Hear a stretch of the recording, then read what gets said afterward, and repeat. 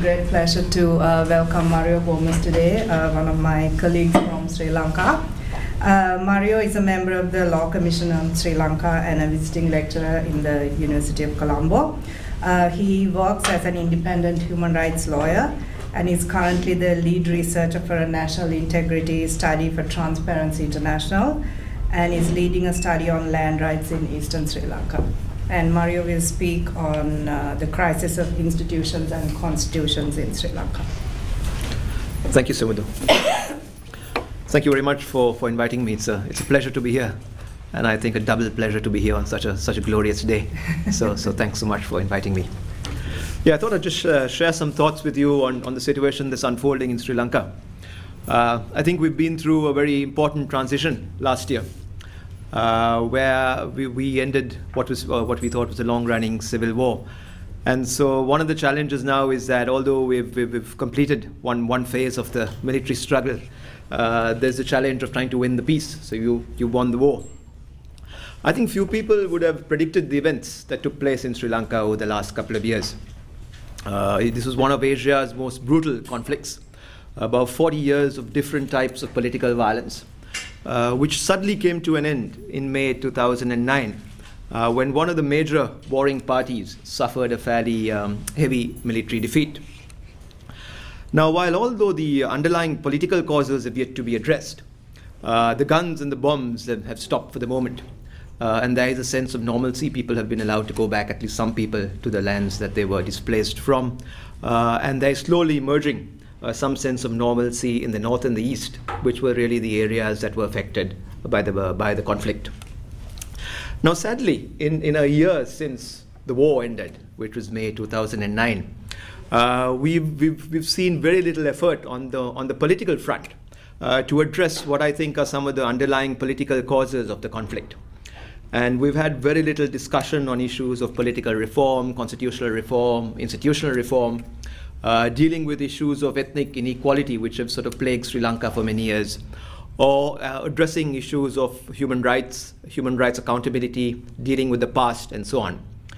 So I want to just look at some of the events that perhaps led up to the conflict, look at what I think are 2 or 3 key human rights and constitutional issues, and perhaps try to outline what I think is an agenda for Sri Lanka if we are to move forward.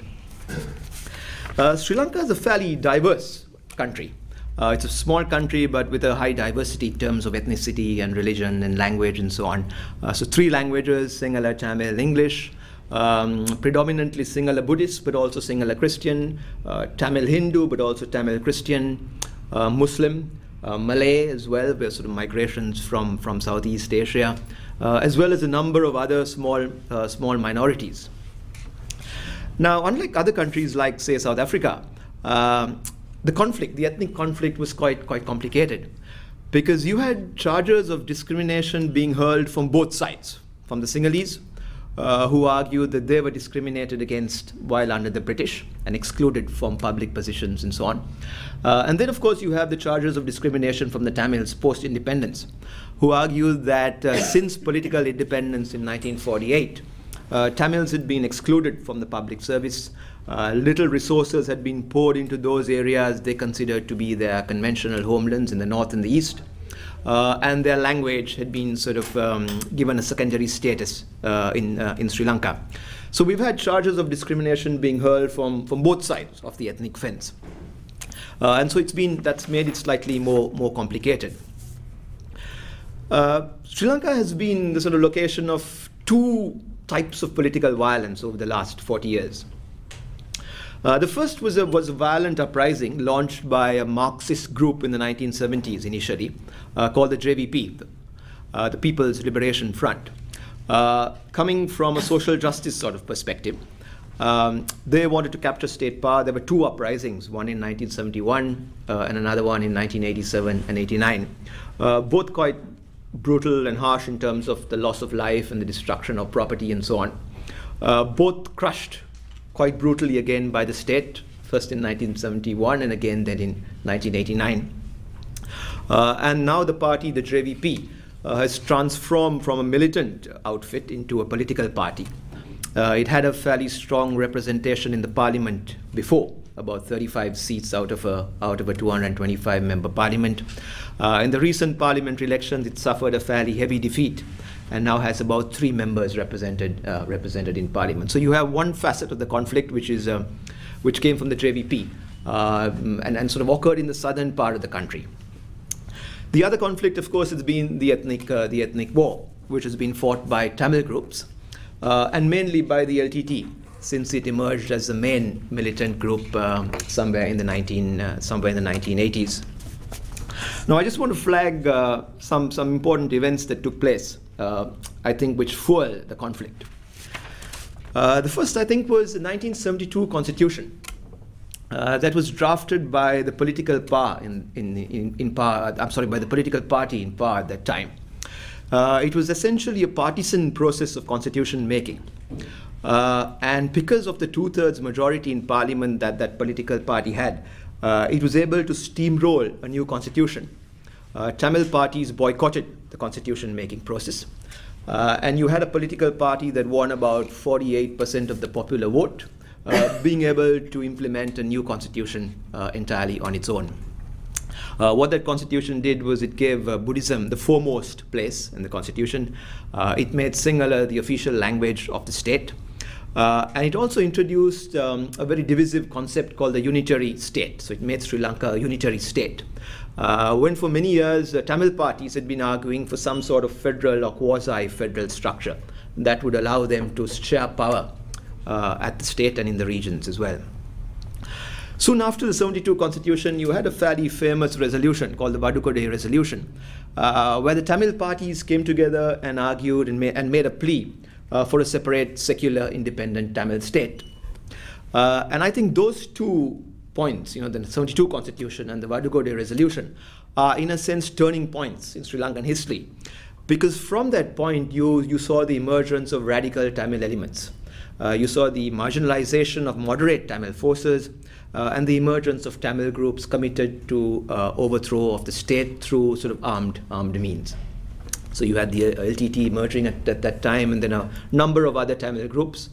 The LTTE, over a period of time, decimated most of the Tamil groups and emerged as the strongest Tamil group in the 1980s.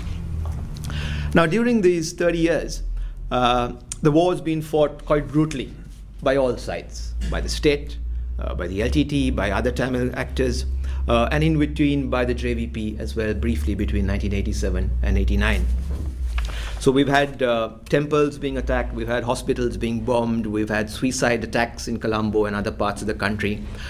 We've had Muslim villagers being butchered in conflict. So the levels of violence are quite horrendous.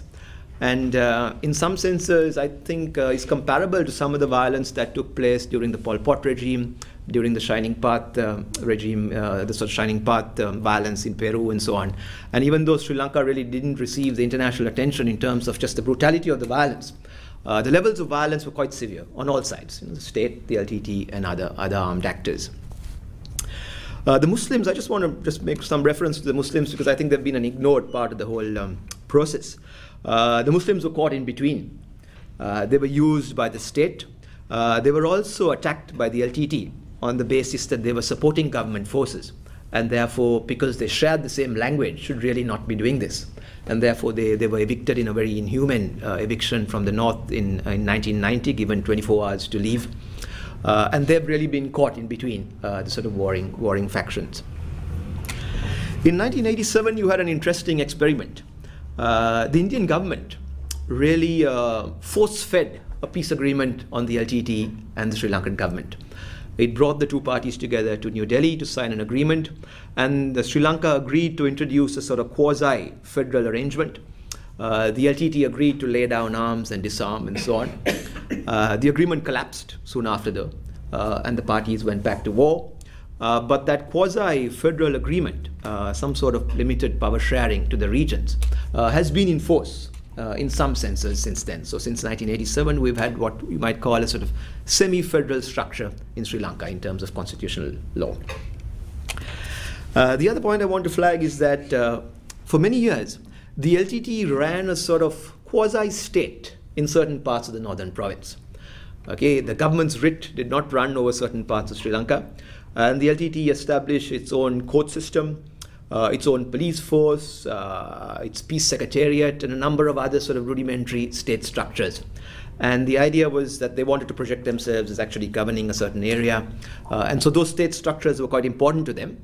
Of course, they were very dictatorial, oppressive. There was no freedom of movement and freedom of expression and so on within that. But there were some very basic state structures at one time, which is all now completely being decimated. A new phase, maybe I should just make mention of the peace process that took place in 2002 and 2003.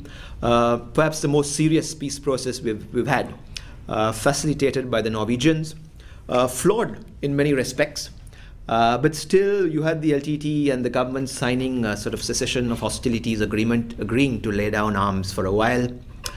We had a monitoring mission that monitored ceasefire violations, composed of Scandinavian external monitors.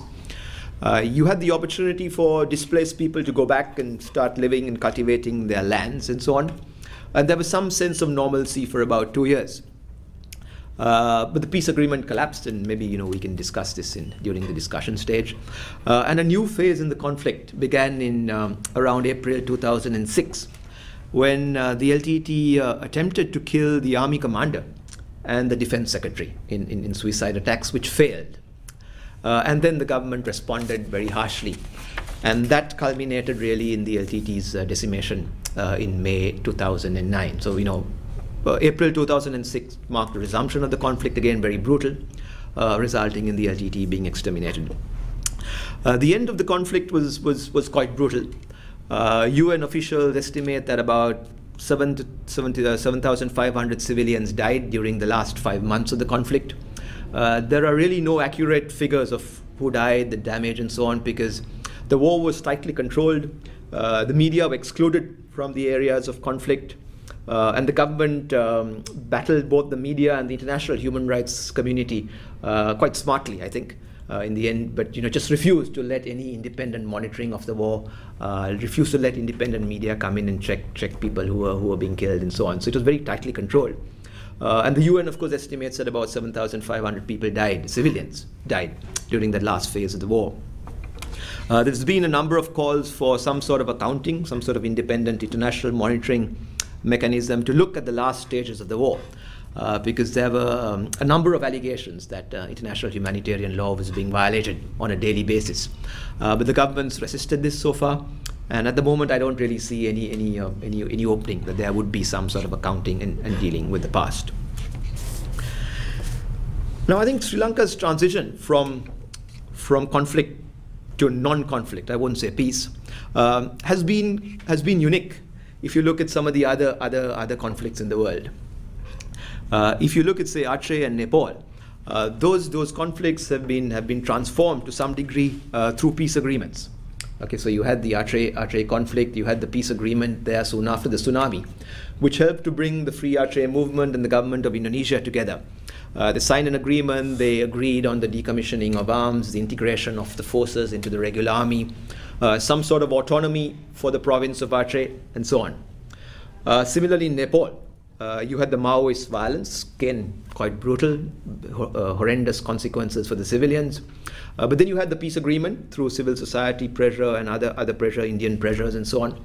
And that brought the Maoists and the seven-party alliance together. You had a peace accord. And now Nepal is in the process of drafting a new constitution. And the constitutional deadline, I think, is the end of May. And there is some uncertainty as to whether they would meet that. But at least, again, the violence, the sort of levels of violence have dropped. And there is an attempt at negotiating a peace through constitutional means. Again, South Africa is another example where you had a sort of constitutionally negotiated peace. Now in Sri Lanka, the whole situation has been different. You've had one party score emphatic military victory. And therefore, the requirements, the stipulations of peace agreement are not there. It's possible for the government to do whatever it wants to do because it has emerged a victor in this particular war. And therefore, there's no fetter really on state action. Now, previous conflicts have been transformed through new constitutions, some sort of power sharing arrangement, transitional justice mechanisms, accountability mechanisms, and so on. The reform of previously oppressive institutions, and a number of other mechanisms. But in Sri Lanka, there's been no stipulation in terms of transformation. So the government is just, it's got a carte blanche to do whatever it wants to do. And that is exactly what it is doing now, because it's got a huge popular support in the South. It's won two recent elections very strongly, very sort of convincingly. And so it's in a strong position to do whatever it wants to do, and even ignore some of the underlying political issues that actually gave rise to the conflict. I just want to flag a little bit, I want to talk a little bit on the issue of impunity. Okay, because impunity has been an issue in Sri Lanka for many years. You've had a variety of actors, the state, non-state actors, violate human rights at will, commit suicide bombings, abductions, disappear people, and so on. And very little attempt on the part of the state to pinpoint accountability and prosecute violators. Now, one of the things the state hasn't done is really to try and use formal court processes. So where it should have used legal processes, used the criminal law to try and prosecute offenders, the state has bypassed that. And we've had about 3 high-profile prosecutions, one of which was overturned in appeal. But beyond that, we've really not had any prosecutions through the formal court system. Instead, what the state has done is to use a variety of ad hoc commissions of inquiry. And I don't know whether whether you're familiar with the British concept of a commission of inquiry. It's a commission of inquiry law which exists in England. Sri Lanka inherited the law in 1948. It's essentially a statute that's used in a situation of a crisis. So you have a crisis, you need a urgent, credible, effective inquiry into something, and you use that mechanism to inquire into the process. Now, the state in Sri Lanka has used this commission of inquiry to investigate human rights violations on several occasions. And in a way, it's been used as a way of sidestepping the real issues. So we've had a number of ad hoc commissions of inquiry, some of which have produced some useful reports, but at the end of the day, very little real impact. And now, in this paper I've distributed to you, I've looked at some detail with regard to a recent commission of inquiry. I've called it the hybrid commission of inquiry. And for those of you who are interested in post-conflict justice and transitional justice issues, I've looked at it in some detail because I think it's a model that should not be used. So as much as we look at models that should be used and draw inspiration from countries like South Africa and Peru and some of the other societies, I think we also should look at models that should not be used. And for the students of post-conflict justice, I think we have the Sri Lankan model that should not be used. It was a sort of unique creation. It consisted of a Sri Lankan commission of inquiry, a local commission consisting of about five commissioners. And they were asked to investigate 16 serious human rights incidents. Okay, so that was the mandate. On top of this, you had an international panel of eminent persons consisting of judges and other human rights people from Asia and also the West, with the task of monitoring the local commission of inquiry to ensure that it conformed to international standards. Okay, so the mandate of the international monitoring panel was to monitor the local panel to ensure that the inquiry was conducted in accordance with international human rights standards. And then you had a local panel of inquiry which actually investigated the 16 human rights incidents, tried to identify perpetrators, and then make recommendations in terms of prosecution. Now, ultimately, the whole process collapsed. There was a lot of tension between the local commission of inquiry and the foreign monitors. The local commission did not agree with what the foreign monitors were saying. And in about 3 years, the whole process collapsed. The sort of local commission was able to look at about 5 to 7 incidents. Only 2 inquiries were conducted.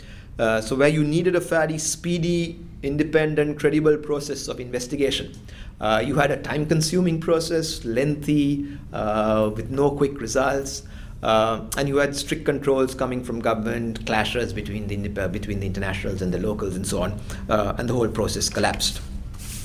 Now, interestingly, this commission of inquiry process in Sri Lanka allows the executive, the president, to draw the mandate of the inquiry, to appoint the commissioners of inquiry, to control their finances, and then decide whether the report should be published or not. Okay, so it's essentially a legal process. You have a statute which gives the president this power. But if you deconstruct this facade of legality, you end up with really a process that's highly undemocratic and really sidesteps the issues of accountability. So the executive is given the permission to just set the scope of the inquiry, appoint whoever he or she wants, and then finally decide whether this inquiry should be made public or not. So we've had this whole, we've had a number of ad hoc commissions of inquiry over the years. We had some good commissions in 1994, which produced some reasonable reports. But again, no action was taken by the state to identify, to sort of launch prosecutions against the perpetrators. Feel free to pause me if I'm talking too fast, or if you want to ask questions or you want to interrupt, please, let's make it informal. And so, please do feel free to intervene.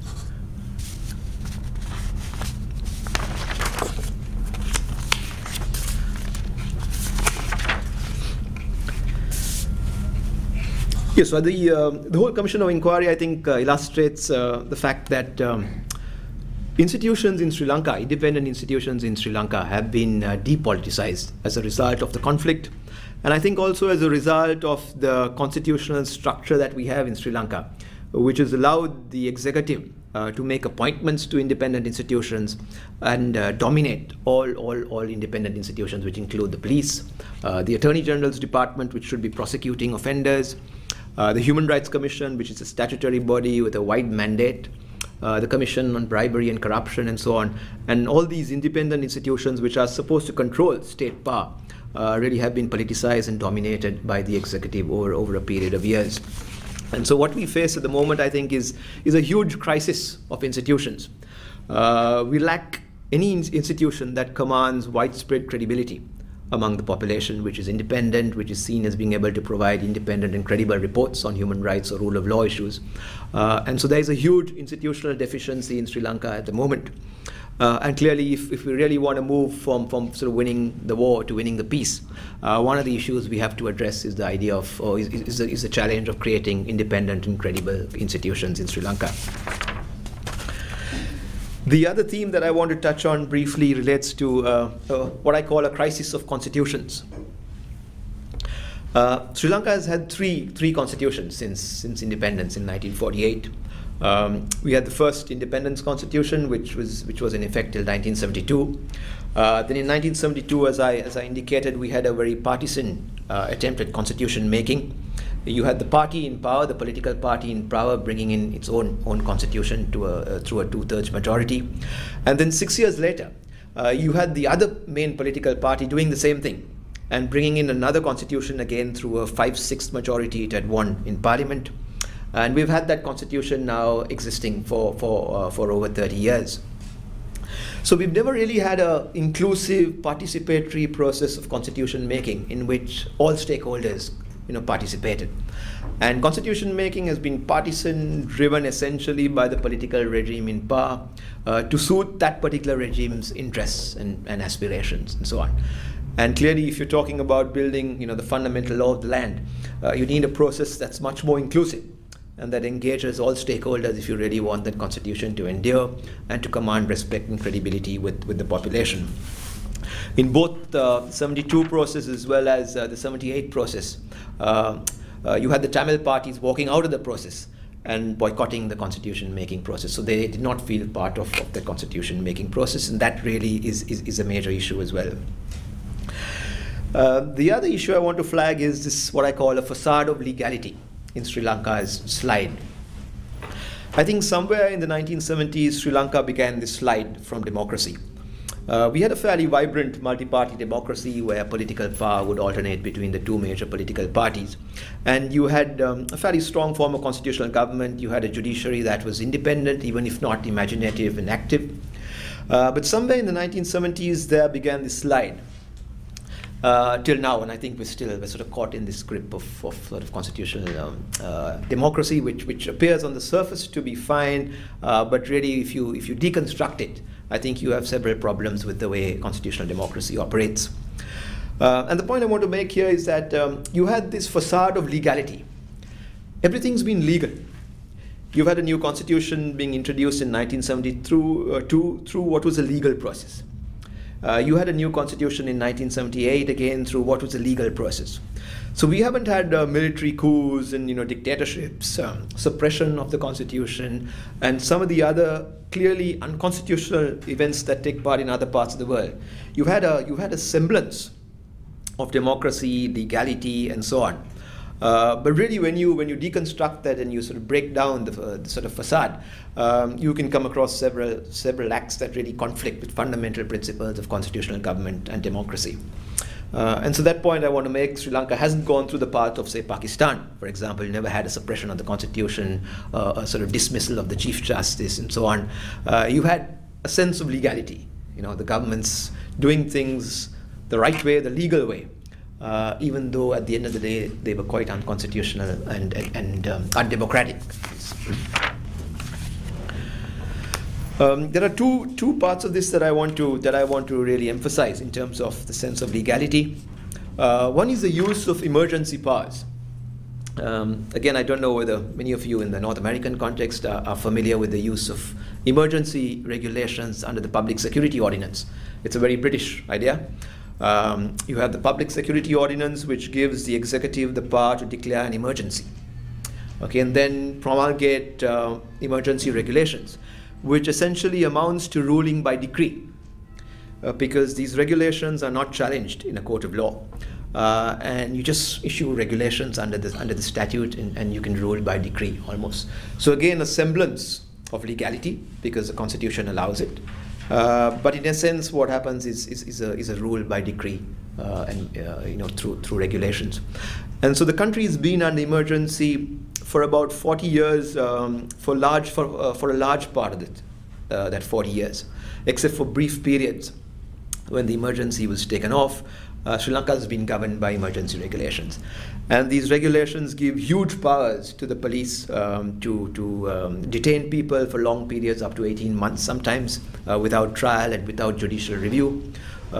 Seizure powers to walk in, sometimes a power to dispose of bodies without a post-mortem. So huge powers.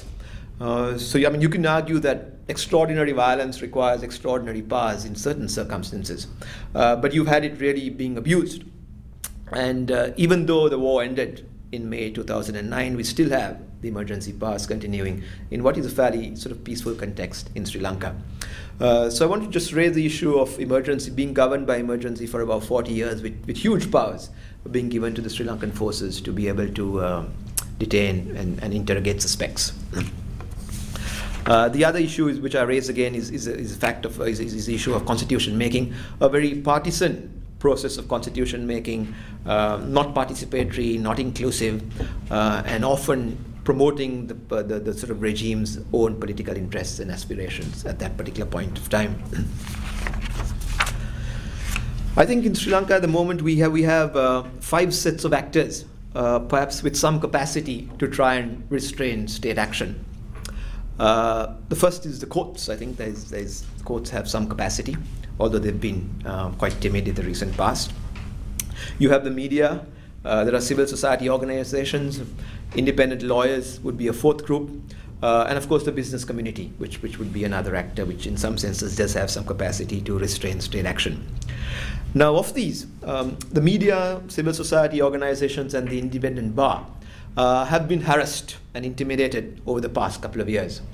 I think the media has really not faced a situation like it faces today. We've had about 16 journalists who've been killed or disappeared over the last 2 years. You've had another 50 journalists who've been forced into exile because they feared actions from the state. You've had threats, you've had attacks, physical attacks on TV, on sort of private TV stations, sometimes a reluctance to renew TV and radio licenses, the control of newsprint, direct threats to editors of newspapers and so on. So you had journalists dying, you had others being forced into exile, and those who remained engaging in self-censorship in Sri Lanka. It's the same with civil society organizations. We've had a high level of harassment with regard to human rights and peace organizations, mainly because these organizations supported a negotiated settlement to the ethnic issue. And they highlighted some of the humanitarian law violations that are taking place in the last stages of the conflict. And as a result, they were sort of attacked physically and verbally by the government, often being portrayed as traitors because they were sort of linked to the LTTE. If you're not with us, then you're against us, sort of mentality. And then, of course, the business community. I think the business community does have some leverage in Sri Lanka at the moment, although it doesn't have any collective will to act as a single sector, and I don't really see it playing any role. If the economy gets back on track, I think business sector is just going to get onto the bandwagon and go along. So there's really no light at the end of the tunnel right now. I mean, although Sri Lanka's ended the conflict, ended the war, I think, in last year in May, it's still not been able to win the peace, and some of the political issues, underlying political issues, really need to be addressed. I just want to flag two main issues which I think need to be addressed if Sri Lanka is to move from winning the war to winning the peace. Beyond that, we have a humanitarian challenge. We have about 100,000 IDPs living in fairly basic conditions right now, and some of them are living in fairly basic conditions, extremely bad conditions. There are also about 10,000 former LTTE cadres who are being held in detention and perhaps need to be reintegrated into social life. But beyond the humanitarian challenge, I think there's a rule of law challenge, and then there is a constitution making challenge. I think in terms of rule of law, the state needs to make some attempt to deal with the past. Okay, whether it's through a process of a truth commission, through some sort of independent inquiry into the last stages of the conflict, there needs to be some attempt to look at the past and how the war was conducted. You have victims who've lost children and spouses and so on during the conflict, and clearly there needs to be an official process which will listen to their stories and show that they have actually gone through suffering and trauma, and make some process for reparations and compensation and so on. The other challenge, I think, is trying to restore the effectiveness of Sri Lanka's institutions. The police, the Human Rights Commission, the Attorney General's Department and so on, very deeply politicized, and clearly there's a challenge of trying to make them independent and credible again. The other thing I think that needs to be addressed are the extraordinary powers that the emergency regulations and the Prevention of Terrorism Act that we have in Sri Lanka gives to the police. Clearly there is no need now for them to continue in force, and those need to be, I think, removed fairly urgently.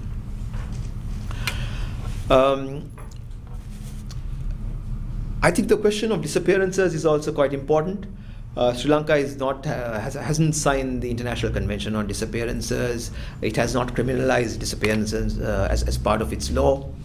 And I think the idea of trying to treat a disappearance as a continuing human rights violation in terms of the Constitution is quite important till the fate of the disappearance is established. And so I think the whole question of disappearances on all sides, Tamil, Sinhalese, Muslim, needs to be also addressed through some sort of legal reform, and perhaps some sort of commission of inquiry that's credible and independent. In terms of a new constitutional settlement, I think we need to look at a settlement that will accommodate and really, I think, celebrate and promote diversity and multi-ethnicity. I think we need a vision of Sri Lanka in which multi-ethnicity is fostered and celebrated and sort of promoted, rather than giving priority to any single community or any single language or religion. There needs to be some power sharing arrangement where regions can share power with the center.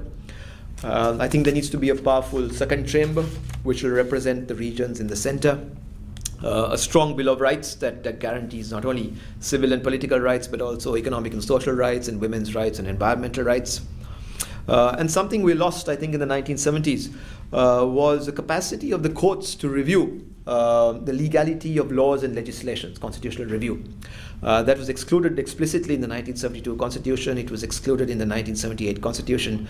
So unlike Canada, the US, India, and South Africa, the Sri Lankan Supreme Court does not have the power to strike down unconstitutional laws.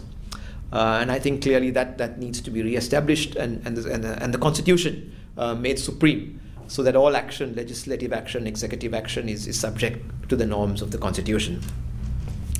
I also think we need independent institutions like a Human Rights Commission, a Gender Equality Commission, maybe an Ethics and Integrity Commission that will ensure that state power is also restrained through these independent commissions. So I will conclude now. I think Sri Lanka has made one of its most important transitions in May 2009. It's eliminated an armed actor that perhaps was difficult to engage with in terms of dealing with some of the underlying political causes.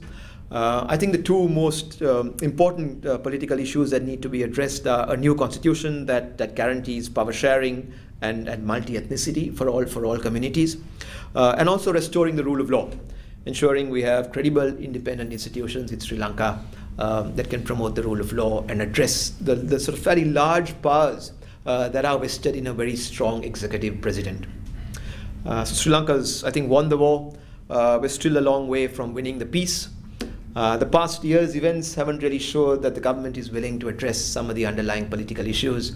I think more and more we seem to be descending into a larger state of crisis, and perhaps it's not even. I mean, it's possible that we might even go back to some form of violence if we don't address the underlying political causes. So I'll stop there and invite you to challenge me and question me. Thank you.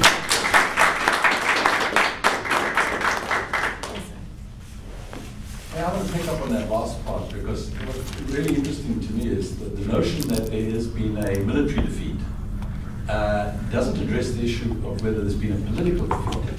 And I mean, there is a large diaspora. I mean, the various groups that were in opposition exist outside the country as well. And one of the things with all the other peace arrangements is bringing people back. And I'm assuming that that's not happening in the context of Sri Lanka. And therefore, the chance of returning to violence in some form is even greater, because if politically frustrated over time, these groups will eventually find their way back to that. And so, is there no understanding of that by the government? I mean, does the government have credible partners in those other areas of the country that it can begin to have? I mean, if you're going to have a constitutional negotiation, you have to have credible partners to negotiate with. And their attitude is, we defeated you, and that's done. I just a little bit more about that.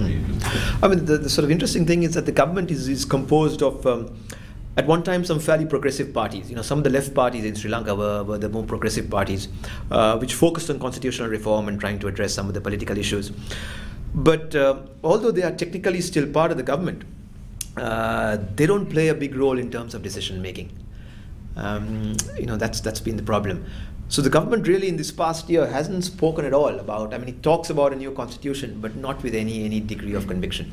So I think, the core question of... Power located in the government? In the president and the presidential secretariat. So it's a real presidential kind because legally the president's, almost akin to a constitutional monarch. For 6 years, he's a constitutional monarch. There's no accountability either to parliament or to the courts. He makes key appointments, and really power is concentrated in the presidential secretariat. So there's no way of reigning in presidential power. And your other point about whom do you negotiate with is a problem. I mean, I don't really see the LTTE emerging in the near future. There's a lot of anger in the diaspora and so on, but maybe, I mean, there might be a violent movement that might emerge somewhere down the line. But then whom do you negotiate with? Yes, is a good question. We have the TNA, the Tamil National Alliance, which participated in the recent election. It won fairly reasonably well. So there is some representation of sort of Tamil parliamentarians now. There are other Tamil parties. There's a key Tamil party called the EPDP, which was a key ally with the government, worked with the government for years and fought against the LTTE. So you have that party in the north. But yeah, I think there is a need for a new Tamil formation in Sri Lanka that will be, secular, democratic, non-violent, but be able to represent Tamil forces. I think one of the issues right now is also the Tamil community has been traumatized. I think it's been more traumatized than the Sinhalese because of the war. They've suffered more than the rest of the country. And so I don't know whether people are really in a state of mind to be able to participate in democratic politics. Because if you go to the East, some of the conditions under which they live are pretty basic. And so there's a huge psychological barrier there I think they need to go through. And that'll take years of healing. But yeah, the point you make about a Tamil formation to represent Tamil parties is a good one. Excellent. I was interested when you said that we need to restore the rule of law. When was there rule of law? There is. I feel that there's no international credibility at the moment. When I was in India in December, I met some people who felt that there was some snazzy phrase they had for the way that the LTTE was defeated. Is it conflict peace? Is that what people say? But it's basically just bombing, and then it's done, right? I mean, that's how they won the war. And the estimate of 7,500 civilians, I've heard estimates much higher than that. I mean, 100,000 or 10,000 by other groups. And so legality is one thing, and then there's credibility. And how do you see it moving forward? Because it doesn't feel like there's any openness. I mean, there is a continued refusal to let anybody in. Your ideas are great, but how are you going to achieve that? Because you're arguing with people who have guns, and that's what they have. I mean, the problem at the moment is the government enjoys large popular support from the Sinhala population. And just to give you an example, we have a complicated proportional representation system for our electoral system, a PR system. And previously, we never thought a party would come close to getting 2/3 majority in parliament. But this year, the recently concluded election, the government came very close to getting a 2/3 majority. So in the south, Sinhalese are just voting for the government because the government has defeated the LTTE. In the north, they are voting against the government. It's a little more mixed, a little more complicated, but by and large, they're voting against the government. So it's, in a sense, it's back to square one. You have the Tamil parties and some Muslim parties in the northeast voting against the government. And you have the Sinhalese parties voting overwhelmingly for the government in power. Again, also because you have a very weak opposition party. You have an opposition party that's not been able to come up with any new language or anything new, and it's just lost popular support over the years. So a weak opposition, very strong ruling regime, a very confrontational international policy. The government's challenged all major Western governments. The only governments it hasn't challenged are India, because that would really be too dangerous. And it's built a whole lot of friends with China and Iran and Burma and so on, and Pakistan during the war. So the international policy is very confrontational at the moment. I was just curious how concepts of ahimsa and the policies that the government has, how they are articulated, because they can't exist on the same page. So if a Buddhist country which has a foundation in Buddhism, how do they resolve this and how do they talk about it? I mean, that's something we've all struggled with.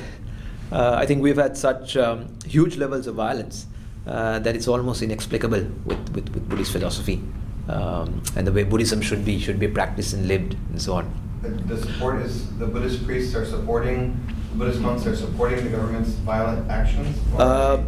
Is there any movement? It's a bit of a mix. A few months ago, there was a group of Buddhist monks that tried to call a sort of urgent meeting when the opposition presidential candidate was arrested under the army law. We had a former general who contested the president in a sort of election in January. And soon after the election, he was arrested under the army law and court-martialed. He's undergoing a court-martial right now. And soon after that, some of the Buddhist monks called a sort of urgent meeting to discuss this issue. But the government managed to lobby another group of monks, and this meeting was called off. So I think the sort of Buddhist monks are not sort of in a sense a homogeneous group. There's also several divisions within the group. But by and large, the Buddhist monks have supported the war against the LTTE.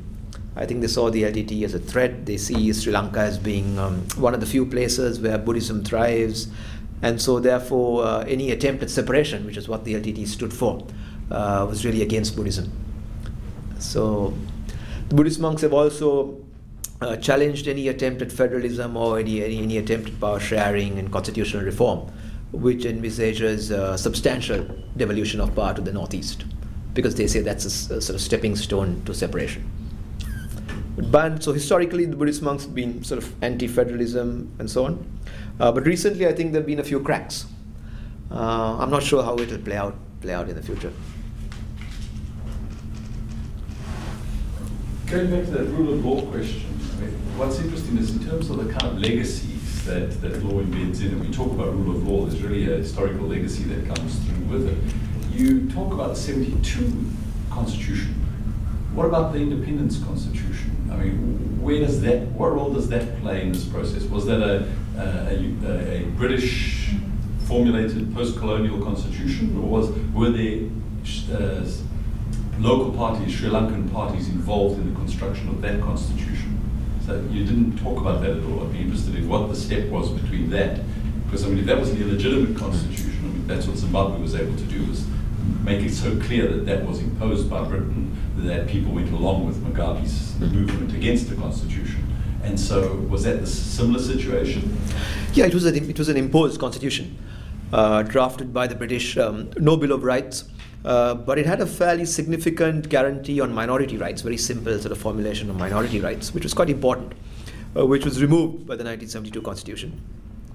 But looking back, although it was imposed, there was no local participation, the Constitution was very deeply flawed, that Constitution perhaps worked best for those 30-odd years in which it was in place.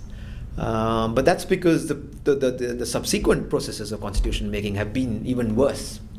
They've been partisan, they've not been inclusive, and they've just promoted particular aspirations of the political. Did the majority parties articulate the illegitimacy of that constitution because of its origins? It did, but it didn't have that sort of public appeal that the Zimbabwe experiment did. The government came in 1970 and said, we're going to draft a new constitution, we've got a mandate. Even though we want 48% of the popular vote, we've got 2/3 majority in parliament. That's a mandate for us to draft a new constitution. And they set up a constituent assembly and went ahead. How did they get 2/3 of 48%? This was because of the first past the post representation system that we had till 1978. Yeah.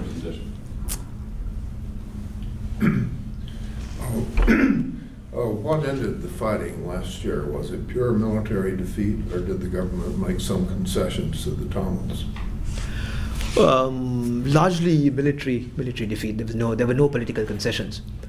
Although from about 1995, I think the government was attacking the LTTE at the international level, and progressively a number of governments, I think, also withdrew support at the international level and sort of curbed some of the activities of the LTTE in the West. So I think that helped.